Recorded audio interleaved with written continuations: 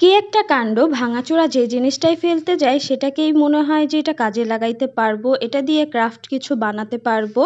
তো ঘরে কাজের জিনিসের থেকে ভাঙারই বেশি হয়ে গেছে। এই জিনিসটা ছিল ছোট্ট একটা দাবার কোটের একটা অংশ যেটা কাঠের ছিল। তো এটা দেখে আমার কাছে কিছুটা ট্রের মতো মনে হয়েছে। ভেবেছি এটাকে একটু পেইন্ট করে কাজে লাগাবো। আমার কাছে কাপড়ের রং করা ব্লক বাটিকের রংটাই ছিল, সেটাকেই আমি ইউজ করেছি। হাতের কাছে এটাই ছিল। আমি শুধু উপরের অংশটুকুই রং করেছি, নিচেরটুকু এমনিতেও দেখা যাবে না। তো এটা আমার রং করা হয়ে গেছে। এখন আমি এই স্যালাইনের বোতলটা ইউজ করব।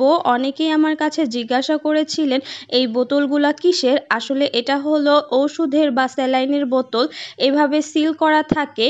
এটাকে আমি এখন রিমুভ করব। ফার্স্টে আমি কাগজটা তুলে নিচ্ছি, এটা পানি লাগলে এমনিতেও উঠে যায়। বোতলের স্টিলের অংশটুকু এখন আমি কেটে ফেলবো। এটা আহামরি কষ্টের কোনো কাজ না।